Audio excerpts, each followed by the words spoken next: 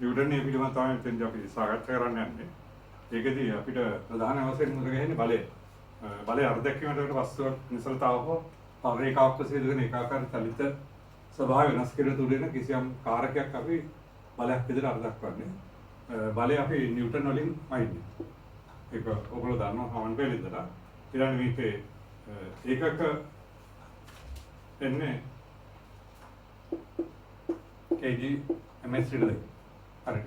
මාන mlt reader එක වෙනවා. ඒ හරිය ඔයගොල්ලෝ අහලා තියෙන සාමාන්‍ය පෙළදී ඊළඟට අපිට අවශ්‍ය වෙන්නේ ගම්භීරතාව. ගම්භීරතාවයක වස්තුවක ස්කන්ධයේ ඒකේ ප්‍රවේගයේ ගුණිතය අපි ගම්භීරතාව විදිහට අර්ථ කරනවා. අංශයක් ස්කන්ධයේ මොන අංශයක් විප්‍රවේගය චලන එක ගම්භීරතාව අපි mv කියලා ගන්න මේ දෛශික විදිහට පාවිච්චි කරලා අපි මේක mv විදිහට යනවා. හරිද? අංශ ස්කන්ධයේ ප්‍රවේග ගුණිතය තමයි ගම්භීරතාව විදිහට ගන්න. ඒතර ස්කන්ධයේ කිලෝග්‍රෑම් වලින් ආන්නේ. මෙතන ms ශ්‍රේණි එක. kg ms ශ්‍රේණි එක තමයි එතකොට මේක ඒකක වෙන්නේ. හරිද?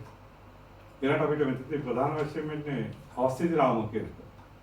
අවස්ථිත රාමුව කියන්නේ පෘථිවිය මත ඉඳලා අපි වස්තුවේ සලකනකොට කිසියම් සමස්ත රාමුවක් එක්ක නිසලව පවතින නම් හරි ඒකාද ප්‍රේම චලන වෙනවා නම් හරි අපි ඒක අවස්ථිත රාමුවක් විදිහට හඳුන්වනවා. සාමාන්‍ය අපි ගැටළු වලදී අවස්ථිත රාමුවක් විදිහට සලකන්නේ පෘථිවිය. මෙතන පස්සේ චලිත වලදී. හරි. ඊළඟට අපිට එන්නේ චලිතය පිළිබඳ නිව්ටන් නියම. චලිත පිළිබඳ නිව්ටන් නියම ඕක ආලා තියෙනවා සාමාන්‍ය පෙළ ඉඳලා.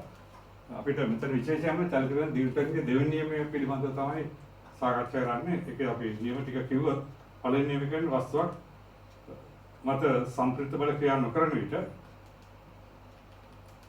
ඒ වස්තුව එක්ක නිශ්චලව තියෙනවා. එහෙම නැත්නම් ඒක ඒකාකාර ප්‍රවේගී චලිත වෙනවා. ඒකේ චලිත ස්වභාවය වෙනස් කරන්න පුළුවන් අපිට වස්තුවකට කිසියම් බලයක් හදුවොත් පමණයි. ඊළඟ නිව්ටන්ගේ චලිත වෙන දෙවෙනි නියමය. දෙවෙනි තමයි වැදගත් අපි මේකේ සූත්‍රයකට ප්‍රතිපන්න කරන්න යනවා. නිව්ටන්ගේ චලිත වෙන දෙවෙනි නියමය කරන වස්තුවක ගම්‍යතාව වෙනස් වීම ශීඝ්‍රතාව. ගම්‍යතාව වෙනස් වීම ශීඝ්‍රතාව වස්තුව මත දෙන සම්ප්‍රයුක්ත බලයට සමානුපාතික වෙනවා. හරි. ඒතර එතෙන්දී අපි නේද ගමු සල් රේඛාවක් පස්සේ දෙන චලිතයක් අපි ගන්නෙ. ඒ අංශ ස්කන්ධය අපි m කියලා ගත්තොත් අංශ මත ක්‍රියාන බලය අපි m කියලා ගමු. මේක නියත බලයක්. හරි. කාලේ t අවස්ථාවේදී අය වස්තු ප්‍රවේගය v කියලා ගමු. දෛශික අපි ගමු. හරි. අංශ ස්කන්ධය අපි m කියලා ගන්නෙ. එතකොට කාලේ t දැන් ඩෙල් t අවස්ථාවේ අපි අංශ ස්කන්ධය mi ස්කන්ධය අංශ නියත ස්කන්ධයක් නියත බලයක් කරතේ ප්‍රවේගය අපි ගන්නවා v දැන් ඩෙල්ටා v කියලා. හරි. එවනම් කාලේ t අවස්ථාවේදී වස්තුවේ ගම්‍යතාවගෙන ස්කන්ධය වෙඩි කරන ප්‍රවේගය. t කාලයේදී ගම්‍යතාව වෙන්නේ එතකොට ස්කන්ධය වෙඩි කරන ප්‍රවේගය. හරි. කාලේ t අවස්ථාවේදී ගම්‍යතාව. ඊළඟට කාලේ t ධන ඩෙල්ටා t අවස්ථාවේදී ගම්‍යතාව කියන්නේ ප්‍රමාර v ධන ඩෙල්ටා v වෙනවා. හරි. එවනම් මේ ඩෙල්ටා v කාල ප්‍රාන්තරය තුළ ගම්‍යතාව වෙනස් වීම කියන්නේ t ධන t අවස්ථාවේ ගම්‍යතාවෙන් t අවස්ථාවේ ගම්‍යතාව අඩු කරනවා. ප්‍රමාරයක් v ධන ඩෙල්ටා v වලින් අඩු කරනවා නේ mv. ඒතර මේක සුළු කරාම අපිට එන්නේ ප්‍රමාරයක් delta v. Point delta t. හරි. මේ ඩෙල්ටා t කාලය තුළ ගම්‍යතාව වෙනස් වෙනවා. හරි. එහෙනම් ඩෙල්ටා t කාලය තුළ ගම්‍යතාව වෙනස් වීමේ ශීඝ්‍රතාව ගත්තොත් එහෙම මේක අපිට බෙදන්න වෙනවා ඩෙල්ටා t වලින්. හරි.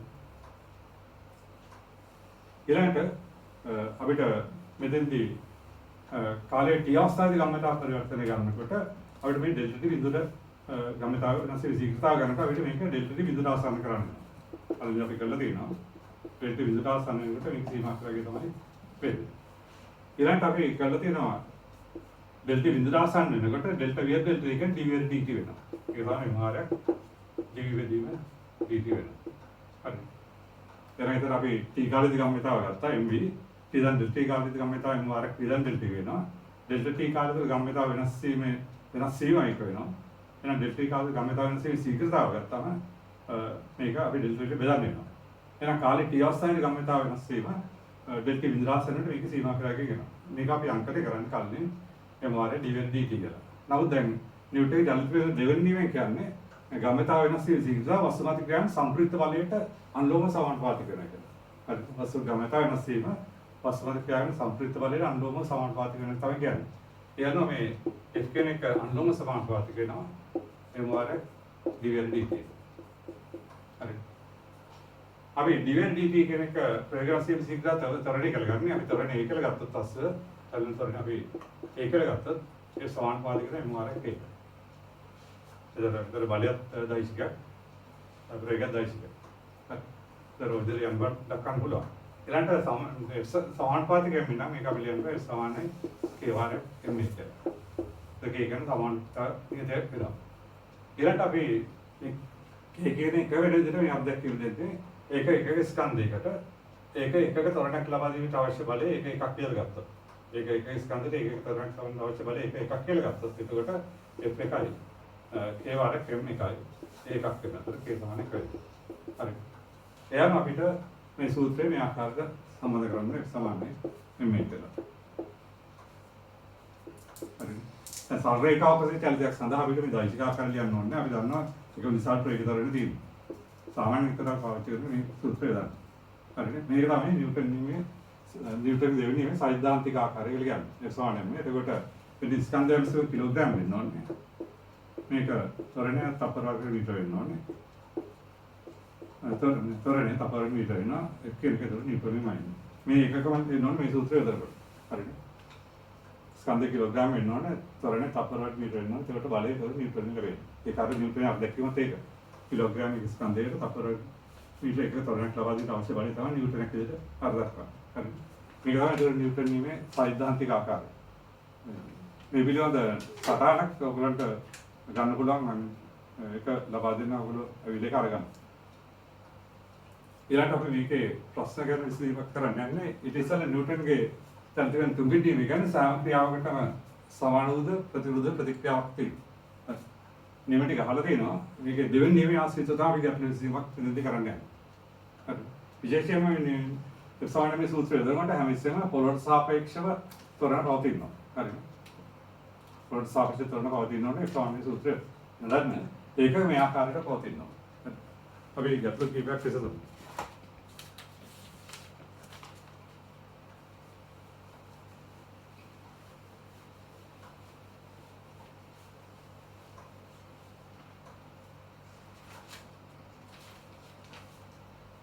පොඩක් සටහනක් කරගන්න වචන ස්කන්ධය කිලෝග්‍රෑම් 3ක් වෙන අවස්ථාවක් අංශුවක්. තීරසංශයේ තේගෙන ආඩත සුමන තලයක ලිස්සායන අවස්ථාවක් අපි ගමු.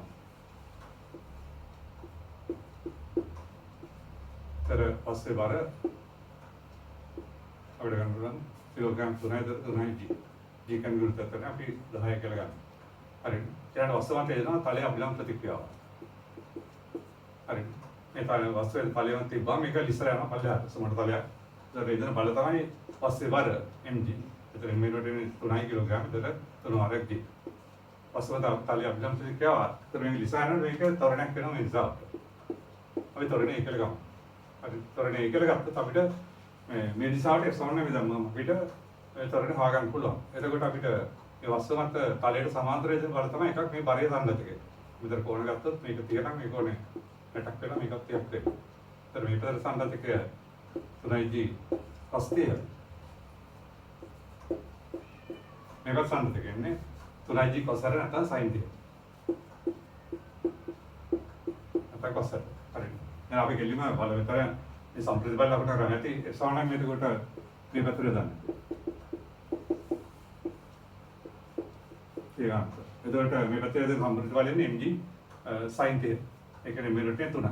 3g sin 30. සමානයි ස්කන්ධය 3 වාරයක් තරණය අපි ඒකට ගත්ත තුනතර කපෙනවා. එතරිනවා d කියන්නේ 10 වැඩි කිරීම භාග සමාන ඒ කියන්නේ උතර ආයි තප්පර වෙනිට. අදහතර. හරි. ඊළඟට දැන් මේක පල්ලෙහාට ලිස්සලා යනකොට මේ සිරස් බල මේ තලයේ ලම්බක වල සමතුලිතයි. හරි. මේ පැත්තට තරණයක් එන්නේ නැහැ. මේ සම්තරණ වලට මේ පැත්තට නේ. එහෙනම් අපි තලයේ ලම්බක සමතුලිතතාව ගත්තොත් ඔය පේනවා r ඉන 3g cos 30. සමාන බිඳුව. ඒක එනවා r සමාන වෙනවා. 3 කියන 10 වැඩි කිරීම මුළු 3ට 2. එතකොට එනවා මේක 5 15යි මුළු 3. නේද? හරි. ඒතර මේ පළවෙනි දිගේ මේක ඉස්සර යනකොට ඒ තොරණක් කරන අවස්ථාව. ඊට අපි තව ගැටලුවක් බලමු. ඒකෙන් ස්කන්ධය කිලෝග්‍රෑම් 10ක් කරන වස්තුවක්. තිරසරංශක හැටගෙනාට සුමට තලයක් නැත. තියලා තිරසරංශක හැටගෙනාට සුමට තලයක් නැත තියලා මේකේ උපරිම බෑවුම් රේඛාව දිගේ අපි මේකට තන්තුවක් වගේ බලයක් හදනවා. හරි. ඒ තන්තුවේ හදන බලය තන්තුවක් වගේ බලයක් හදනවා. එතකොට මේ වස්තු ස්කන්ධය අපිට දෙන්න කිලෝග්‍රෑම් 10ක් කියලා. බර 10 ජීවන. හරි. එතකොට හතරන් මේ කොනේ 30ක් කියලා මේ කොනේ 60ක් වෙනවා. හරි. එතන අභිලම්භ ප්‍රතික්‍රියාව ආ. මේ අවස්ථාවේදී එතකොට අපිට දීලා තියෙන මේ වස්තුව තප්පර වර්ග මීටර ජීවිතය 10ක තොරණකින් තල්ල වෙනවා කියලා. ඒවට අපිට හල්දින් තන්ත්‍රය ආදිතිය. මේ තිරසරංශක ඇති ගන්න තලයක් මත ස්කන්ධ කිලෝග්‍රෑම් 10ක් වෙන අංශවත් තියලා තලයට සමාන්තරව උපරිම වෑයම් රේඛාව දිගේ T බලයක් හදනවා. එතකොට තන්ත්‍රයක් වගේ T බලයක් හදනවා. එතකොට මේක තප්පර මීටර ජීවිතය 10 තප්පර මීටර ජීවිතය 10 තොරණකින් තල්ල වෙනවා නම් අපිට හල්දින් තන්ත්‍රය ආදිතියයි මේ අවස්ථාවේ අභිලම්භ ප්‍රතික්‍රියාව. හරි. එතෙන්දිත් අපි එතකොට කරන්නේ අර ඉස්සෙල්ලා විදිහම සාමාන්‍ය දාන තලයට සමාන්තරව. එතකොට ආත්ම ප්‍රතික්‍රියාව වෙන්නේ නැහැ. එහෙනම් මේ සාට අපි සාමාන්‍යයෙන් බෙදමු. ආත්ම දෙටි ඍණ 10දී cos 30 නැත්නම් sin 60. ඒකෝඩ ගත්තොත් මේ ප්‍රසන්න 10දී sin 60 සමානයි.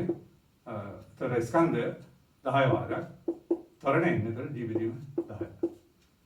හරි. එහෙනම් මෙතන අපිට එනවා t සමානයි 10දී sin 60 මූල තුන 2 ධන d. හරි. මෙතන අපිට හරි. එහෙනම් t සමානයි g වාරයක් 5 මූල තුන ධන 1 වෙනවා නිව්ටන්. හරි. එහෙනම් මෙතන ගැටලුව තිබුණේ තිරසරංශක හැටකින් ගන්න තලයක් මත තලයේ උඩහට තන්තුවක් වෙන අංශ ඉහළට ගෙනියනවා. ඒ ගෙනියනකොට මේකේ ත්වරණය තප්පර මීටර ජීවිතය 10 කියලා දීලා තියෙනවා. ඒ අවස්ථාවේ අපි වස්තුවේ ත්වරණය තලයේ අභිලම්භ ප්‍රතික්‍රියාව ගන්න තියෙනවා. එතකොට අපිට ඉස්සරහ කරන්නේ තලයට සමාන්තරව සමානයි දැම්මම තීරින වරේ සම්බන්ධකය. හරි. සමානයි ස්කන්ධය වාරයක් ත්වරණය. ස්කන්ධය එතකොට 10යි වාරයක් ත්වරණය කරන එක දීලා තියෙනවා ජීවිතය 10 කියලා. හරි. ආස කරාම එතකොට t බලය උදේට එනවා. ඊට ඉස්සරහ වගේම මේ තලයේ ළඟක සමතුලිතතාව ගත්තොත් අපි ඔයගලන්ට වෙන r ඍණ 10දී cos 60. මේක 30යි මේක 60යි නේ. 10දී cos 60 සමාන විද්ද වෙනවා. මේ r සමාන එතකොට r දී වෙනවා. නිව්ටන්. හරි. ඒක ප්‍රශ්න නැහැ. දැන් අපි තව ගැටලුවක් බලමු. ඒක තියෙන්නේ විදුලි සෝපානයක්. ඒ විදුලි සෝපානයකට ස්කන්ධ දෙකෙන් මිසෙක් තිරගෙන දෙන්නාලු. විදුලි සෝපානය පළවෙනි අවස්ථාව ජීවිතීම දෙක තරෙන් ඉහළට යන අවස්ථාවක්. දෙවෙනි අවස්ථාව ජීවිතීම තරෙන් පහළට බසින අවස්ථාවක්. තුන්වෙනි අවස්ථාව නියත ප්‍රවේගයෙන් තල්ලන අවස්ථාවක්. ඒ අවස්ථා තුනේදී මිනිසාගේ පාද මතයේ තියෙන ප්‍රතික්‍රියාව හැමතේ. මෙතන දීලා තියෙන විදුලි සෝපානයක් මත මිනිසෙක් තිරගෙන ඉන්නවා. හරි.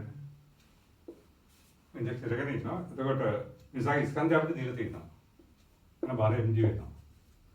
හරි. දැන් පළවෙනි අවස්ථාවේ කියලා තියෙන විදුලි සෝපානය ජීවිතීම දෙක තරමින් ඉහළට යන අවස්ථාව. හරි. එහෙනම් විදුලි සෝපානය මතින් මිනිසාගේ තරණයත් ඒකම වෙනවා. එහෙනම් මේ අවස්ථාවේ මිනිසාගේ පාදවලින් සෝපානය මත ඇති ප්‍රතික්‍රියාව ආරන සමාන ප්‍රතික්‍රියාවක් මෙතන එනවා ආර්ගින මිනිසාගේ පාද මත. හරි. එහෙනම් මේ අවස්ථාවේ තියෙන ප්‍රතික්‍රියාව අපි ආර් කියලා ගත්තොත් අපිට දාන්න පුළුවන් මිනිසාට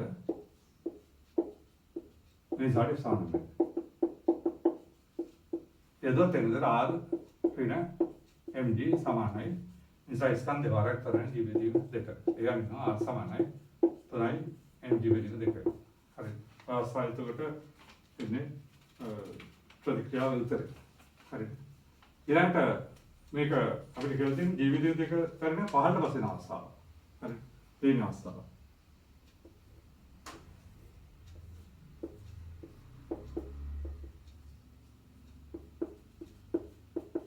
ඒවත් තේරෙනවල මිනිසාගේ බර අනිත් එක විදුලි සෝපානයේ තත්ත්වයෙන් මිනිසාගේ පාදක තේරෙන ප්‍රතික්‍රියාව.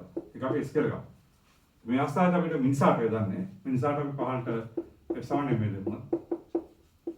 එතන එන්නේ MG. ඊට S සමානයි නෝ. MR G බෙදීම දෙක. පල්ලෙහාට කලිතක් වෙන එතන පල්ලෙහාට තියෙන බලය MG ඊට තියෙන බලය S එතන පල්ලෙහාට තියෙන සම්ප්‍රේත බලය S MG ඍණ S සමානයි MR G බෙදීම දෙක. ඒ අනුව S එන්නේ අපිට MG ඍණ MG බෙදීම දෙක. එතන එන්නේ MG බෙදීම දෙක. හරි. ඕකේ. ඊළඟට අනිත් අවස්ථාව අපිට කියලා දෙන්නේ මේ විදුලි සෝපානය ඒකාග්‍රයෙන් චලිත වෙන අවස්ථාව. ඊට ඒකාග්‍රයෙන් චලිත වෙන අවස්ථාව. ඒ අවස්ථාවේ අපි හිතන ප්‍රතික්‍රියාව ගත්තොත් එහෙම S not කියලා. හරි. එතකොට ඒකාග්‍රයෙන් චලිත වෙන අවස්ථාවේ තොරණේ බිඳුවක් වෙනවා. නේද? එවනම් එතකොට ඒ අවස්ථාවේ අපිට S one එක දැම්මොත් එන්නේ අපිට S not ඍණ mg සමානයි මොකද කිරීම විද්‍යුත් S not සමාන වෙනවා mg. එහෙනම් පේනවා විදුලි සෝපානය තොරණේ යනකොට ප්‍රතික්‍රියාව අපිට ආවේ 3 mg බෙදීම දෙක. G බෙදීම දෙක ඉහළට යනකොට පහළට එනකොට mg බෙදීම දෙක වෙනවා. ඊට වඩා අඩු වෙනවා. ඊළඟට ඒකාග්‍රයෙන් යනකොට මේ ප්‍රතික්‍රියාව වෙන අපිට mg. අවස්ථාවේදී ප්‍රතික්‍රියාව තුන වෙනස් වෙනවා. හරි. තොරෙන් ගමන් කරනකොට ප්‍රතික්‍රියාව වැඩි අනිත් අවස්ථා දෙකට වඩා. හරි. පල්ලෙහාට යන අවස්ථාවේ තමයි අඩු ප්‍රතික්‍රියාවක් වෙන්නේ. ඒක ඒකාග්‍රයෙන් චලන අවස්ථාවට වඩා අඩු වෙනවා. හරි.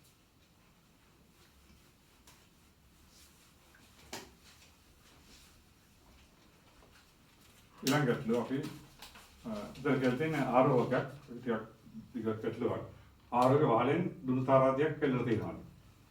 ආරෝහක කියන්නේ ලිෆ්ට් එකක් කියන්නේ.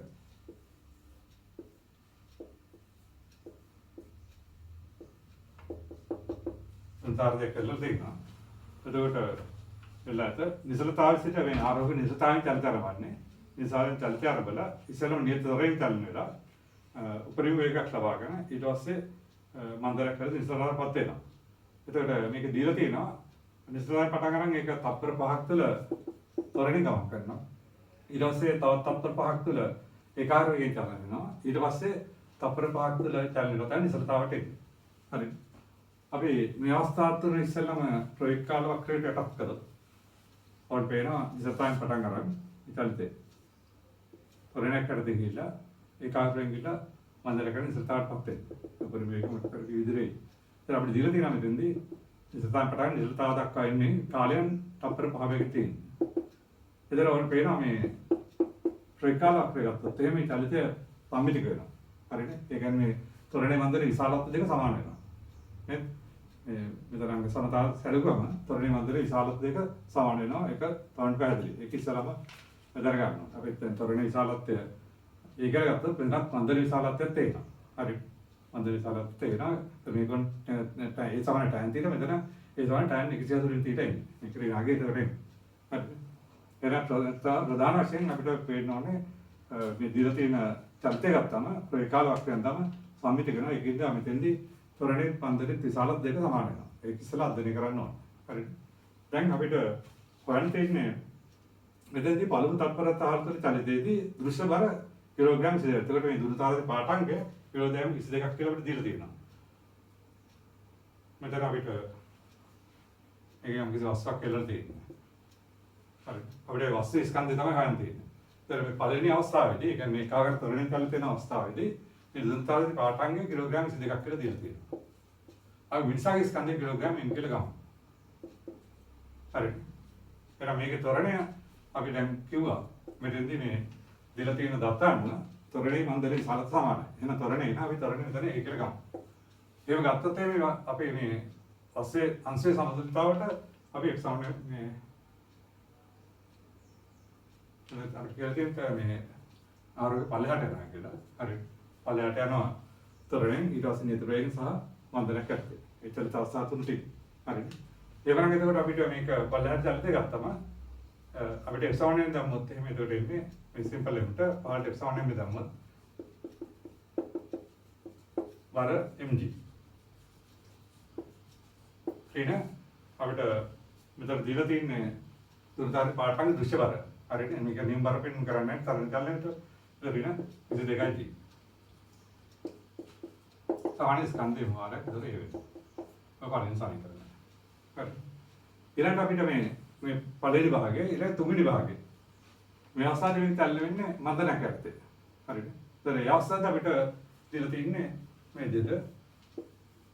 ඒතර දෘශ්‍ය බර අපිට දීලා තින්නේ අපිට කිලෝග්‍රෑම් 28ක් කියලා. හරිද? එහෙනම් අපි දෙවෙනි අවස්ථාවටත් එතකොට පල්ලයට පස්සේ බර ක්‍රියා කරන දෘශ්‍ය බර කිලෝග්‍රෑම් 28ක්. එහෙනම් ඒ අවස්ථාවේදී අපි නැවතත් සිම්පල් එකට පාර්ට් එප්සලොන් මේ දාමු. එතකොට එන්නේ md ඍණ 28යි. හරිද? සමාන වෙනවා. එතකොට mr මේක ඒතර චලන්නේ මේ විශාලත්වය තමයි මන්දනිකේ. හරිද? එහෙනම් mr ඍණේ. හරිද? එහෙනම් අපිට ඔය දෙක එකව කරොත් මේ දකුණත් පැත්ත බිඳුව වෙනවා. ඒකෙන් අපිට එනවා 2 mg සමානයි 50යි g ර අපිට m සමානයි 25ක් කිලෝග්‍රෑම් 25ක්. හරිද? ඔතන අපිට ස්කන්ධය හොයාගන්න පුළුවන්. ස්කන්ධය දන්නවා නම් ඒක ආස කරලා තොරණේ හොයාගන්න පුළුවන්. හරිද? ඊළඟට අපිට ඒකෙන් අපිට උපරිම ප්‍රයෝග උනත් හොයාගන්න පුළුවන්. අපිට මෙතන ආස කරොත් එහෙම අපිට මේක අපිට තොරණේ මෙතන ආස කරා අපිට තොරණේ ලැබෙයි තපරණ මීටර 6.5ක් කියලා. 25 ආස කරලා මේ උත්තරය ගත්තම උත්තරේ ප්‍රතිඵලය. හරිද? ඉතින් අපිට එහෙනම් තොරණේ අපි දන්නවා නම් අපිට උපරිම ප්‍රයෝග ගන්න හොයාගන්න පුළුවන් චලිතය. උපරිම ප්‍රයෝග ගන්න පුළුවන්. ඒතර ප්‍රේකාලවක්යෙන් අපි මේක උඩ θ කියලා ගත්තොත් ඒ සමානයි tan θ ඒක සමාන v බෙදීම 5. ඒ අපි දන්නවා 6/5 සමාන v බෙදීම 5. ඒක අපිට v හොයාගන්න පුළුවන් තප්පර මීටර 6ක් කියලා. හරි. ඔයදර අපිට ගැටලුව සම්පූර්ණ කරන්න පුළුවන්. ඒතර අර මෙතෙන්දී මේ චලිතය තව ප්‍රේකාලවක්ය උපයෝග කරගන්න අපිට දෙලා තියෙන්නේ මේ ආරෝහක පදයට තල්ල වෙනවා. ඒ චලිත අවස්ථා තුනක් දීලා තියෙනවා. ඉස්සතෙන් පටන් ගන්න පළවෙනිට සප්පර පහත් තුළ තරණ යනවා. නියත ප්‍රේග යනවා. ඊට පස්සේ මන්දනක් කරද්දී නිසලවටපත් වෙනවා. හරිද? ඒ වගේම එතකොට අපි මේකේ ප්‍රේකාල වක්‍රය අරගත්තාම මේක සම්මිතිය අනුව තරණය හා මන්දනී සාලත් සමාන වෙනවා. හරිද? ඒ අනුව අපිට ඒක මෙතන යොදා ගන්න වෙනවා. එතකොට පළවෙනි අවධිය ගත්තොත් තරණී චලිතය ගත්තොත් එහෙම ඒ තරණයේ එතකොට එතන වල තමයි දෘශ්‍ය වර සහ මේ अंश बार m කියලා ගත්තත් अंश ස්කන්ධය බරෙන් mg. ඒතර mg ඍණ මෙතන අතන දෘශ්‍ය වල සමාන ස්කන්ධ වරක් තොරණ. ඊළඟ මන්දනේ චලිතය තමයි අනිත් එක. එතකොට මේ විතර මන්දනේ චලිතය වෙන්නේ. ඒක තොරණ ඍණේ. හරි. ඒ අවස්ථාවේ එප්සලොන් නම් දෙමුත් එන්නේ mg ඍණයි g සමාන 28යි g සමාන mr ඍණේ. ඒ දෙක අපි අඩු කරාම m ගත්ත වෙලා ස්කන්ධය හොයාගෙන තොරණ හොයාගෙන ප්‍රේකාල වක්‍රය ආශ්‍රිත අපිට ප්‍රයෝග හොයාගන්න පුළුවන්. හරි. ඔය පොඩි ගැටලු ඉස්සරහින් දරගෙන ඉන්නවා. හරි.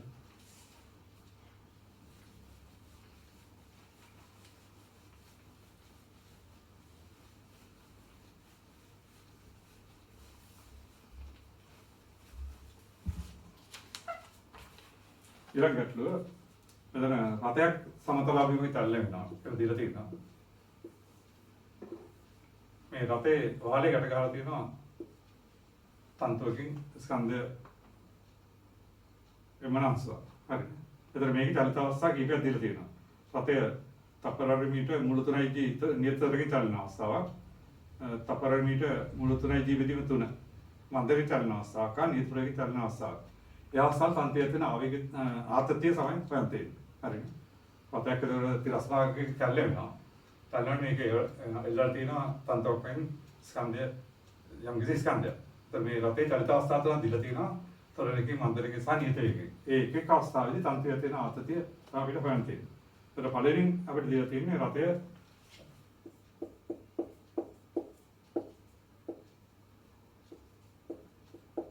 තප්පර මීටර මුළු 3යි g කියන තරණයේ චලන අවස්ථාව. හරිද? එතකොට මේක මේ පැත්තට චලන වෙනවා නම් එතකොට තරණය වගේ ඇතුලේ. ඒ යානති අපි තීටා කියලා ගමු. මේ අවස්ථාවේ තියෙන ආතතිය අපි t කියලා ගමු. එතකොට මේක බර mg. අසිස්කන්ධයෙන් පිළිත mg. එතකොට මේක මෙන්න මේ තරණයට භාජනය වෙනවා. හරිද? එහෙනම් එතකොට අපි මේක තීටා කියලා ගත්තොත් උගන් පේනවා මේ කොණෙත් තීටා මේක අනුරෙන් තීටා වෙන්නේ. අපි සිම්පල් එකට මේ ඉස්සරහට එප්සලොන් එක දාමු. और पेनो मैं प्रोजेक्शन दा මොතේ t මේක cosine වේද t sin theta. සාමාන්‍ය ස්කන්ධේ මාර්ග තරණේ නේ මුළු තුනයි t. හරි. ඔක එක සමීකරණයක්. ඊළඟට මේකේ අපි මේක සිරස් සමතුලිතතාවය ගත්තොත්. රතේ විහාර චලනය වෙන. එතකොට මේක සිරස් වල සමතුලිතයි.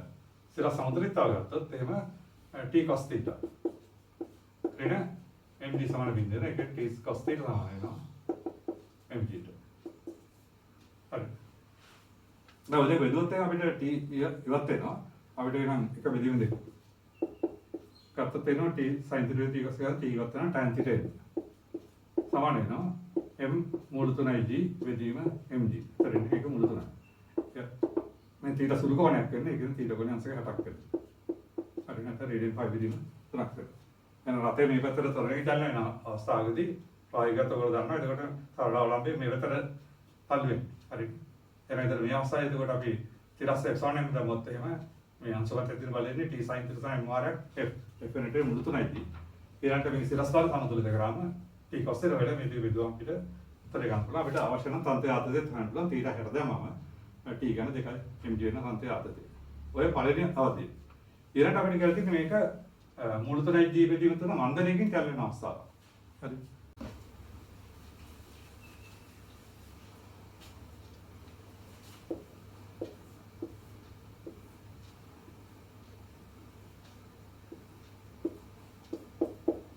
චලනයේ එතකොට ඍණ මුළු 3යි g බෙදීම 3 මන්දණයකින් කැල් වෙන අවස්ථාව. රාසාවි තන්ත්‍රය ආතතිය ගත්තොත් t නෝට් කියලා. රේදන වල mg වර. මේ තන්ත්‍රයේ සිරතාන්තය අපි අල්ප කියලා ගමු. හරිද? එහෙනම් ව්‍යවස්ථාවේ f සමාන මෙතන මේ නිසාවට සිම්පල් එන්ට එතනින්නේ මේ බලයට කොට එන්නේ අපි f සමාන දැන් මේ පැත්ත බලය මේ පැත්තට එන්නේ. එහෙනම් ඍණ t නෝට් sin alpha සමාන වෙනවා m වාරයක් 5 දැක්කනේ ඍණ මුළු 3යි g බෙදීම 3. හරිද? ඒකෙන් එතකොට t නෝට් sin alpha සමාන වෙනවා m මුළු 3යි g බෙදීම 3ක් වෙනවා. ඕකේ. දැන් නැවතත් ඉස්සලා ගන්න සිරස් වල සමතුලිත කරොත් එimhe t cos alpha t note cos alpha සමාන වෙනවා mg ට දෙක. නැවතත් ඔය දෙක බෙදුවොත් හරිනේ අපිට පේනවා tan alpha සමාන වෙනවා. එතකොට මුළු 3 බෙදීම 3 එන්නේ. ඒ කියන්නේ කට මුළු 3ක් වෙනවා. ඒ අනුව අල්ප ගන්න අංශක 30ක් වෙනවා. හරිනේ. අපිට ඕනනම් මේක මේ පැත්ත දාලා දාන්න පුළුවන්. හරිනේ. ඒකට අපිට මේක අල්ප සමාන ඍණ 30ක් කියලා එන්නේ. ඒ අනුව මේ පැත්තට ඔක මේ තන්ත්‍රය ඇදලා තියෙන්නේ මේ මන්දරිකම හැට යනවා. තන්ත්‍රය මේ පැත්තට ඇදලා තියෙන්නේ. හරිනේ. මේක. ඊළඟට අපිට තියෙන්නේ මේක ඒ නියත ප්‍රවේගයෙන් චලන වෙන අවස්ථාව. හරි. දැන් නියත ප්‍රවේගයෙන් චලන අවස්ථාවකදී අපි එනම් තරණේ බිඳුවක් වෙනවා. එහෙනම් අපි ආනතේ බීටා කියලා ගමු.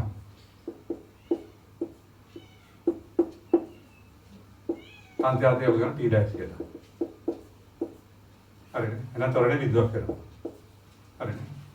නැවතත් අපි චලිතයට S1 නම් මෙතනම ඔන්න පේන එතකොට ඉන්නේ t dash සිරස් x1 මෙතන.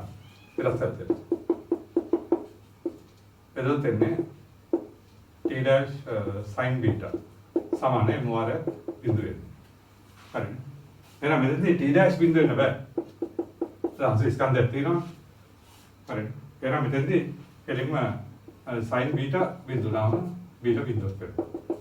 හරිනේ. beta දෙන්න බිඳුවයි අනුව අතර එතකොට ප්‍රධානගේ ඉන්නේ එතකොට beta බිඳුවක් වෙනවා. හරිනේ. ඔක තමයි එතකොට ඒ අවස්ථාව වෙන්නේ. ඊට පස්සේ අපිට ඕන නම් ආතතියක් ගන්න පුළුවන්. සිරස් සමතුලිතතාවය ගත්තොත් එන්නේ t dash cos beta සමාන mg. ඒ beta බිඳුන cos බිඳුව එකයි. එතකොට t dash කියන්නේ mg වෙනවා. හරිනේ. ඔය පොඩි පොඩි ගැටලු සමාන සම්බන්ධව ඉස්සරහින් අරගෙන ඉන්නවා.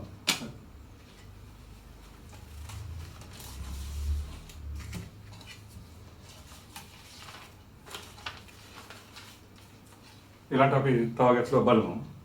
ඒකේ තියෙන ස්කන්ධය කිලෝග්‍රෑම් 60ක් වෙන උණ්ඩයක් අචල ලී කොටයක තපර මීටර 200 ප්‍රවේගයෙන් තිරස වදිනවා. ඒක මුණතේ. ඊට පස්සේ ඒක හරහා විනිවිද යනවා.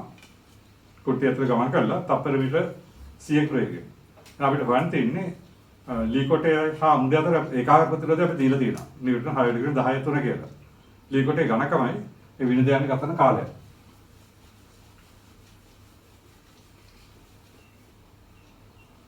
අපිට දීලා තියෙනවා තිරස්තලයක් අතර විදිහ අචල ලී කොටයක් තියෙනවා.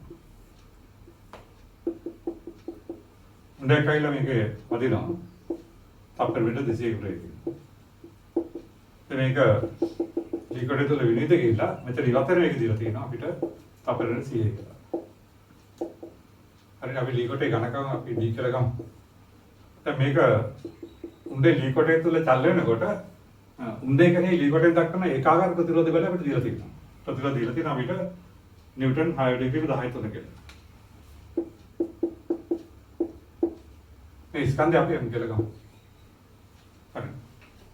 එහෙනම් අපි ඉස්සලම් කරන් තියෙන්නේ නම් මේ ලී කොටේ තුල මෙතෙක් කියලා මෙතන දක්වා චලිතයේදී මේ ආරම්භ ප්‍රවේගය දන්නවා, ඉවත් වෙන ප්‍රවේගය දන්නවා නම් අපිට D හොයාගන්න මේ චලනයේ තරණය හොයාගන්න. ඒක ඇත්තටම මන්දරයක් වේ සමීකරණ ලිව්වම ඒක හොයාගන්න අපිට ඉස්සලම් මේ අංශු මේ උණ්ඩෙට අපිට S1 මේ දාන්න වෙනවා.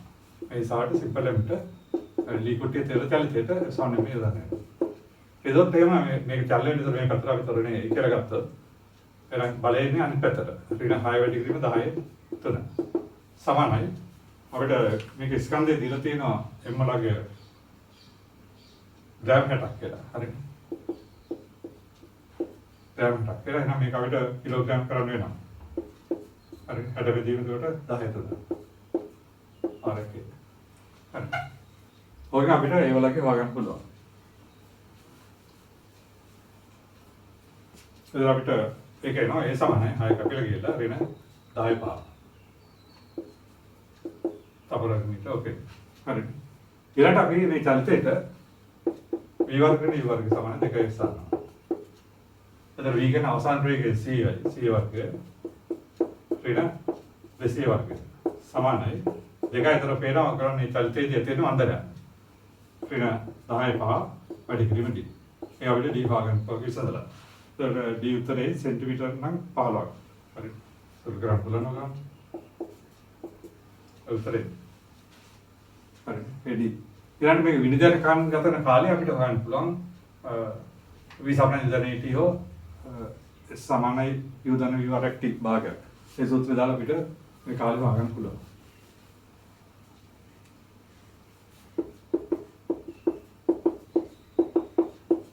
ඒ සූත්‍රය දාලා හොයන්න පුළුවන්. අපි මේක දුර ගත්තනේ අපිට අතර සෙන්ටිමීටර විතර මීටර කරන්න. සමාන භාගයක් u දන්නවා අපි 200යි v දන්නවා 100යි වරක් t. එතකොට එකෙන් අපිට විවිධ කාලේ හොයන්න පුළුවන්. ඒ අපේ t සමානයි 10 ශ්‍රේණියක් වෙනවා. හරිද? එහෙනම් මෙතන අචල ලී කොටයක් දීලා තියෙනවා. ඒක ස්කන්ධය අපිට දීලා තියෙනවා ග්‍රෑම් 60ක් කියලා. මේක එක මුණතක් අතර තප්පර විතර 200කින් උණ්ඩයක් වෙලා වදිනවා. එළ මේක විනිද ගිහිල්ලා ඉවත් වෙන මේක දීලා තියෙනවා.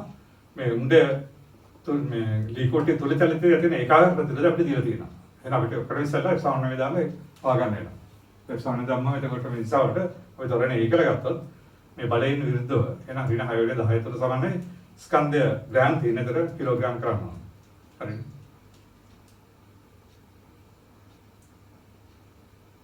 හරි. ඊට පස්සේ මන්දරයක් විතර එන්නේ ඍණාගයක් ඉඳ ඒක එවුවට පස්සේ අපිට මේ d1 ප්ලම් යුනිවර්සල් දෙකයි දාලා ඊට පස්සේ කාලේ හොයන්න පුළුවන් මේ සූත්‍රය හොය එක v සමාන විදනේ කියලා.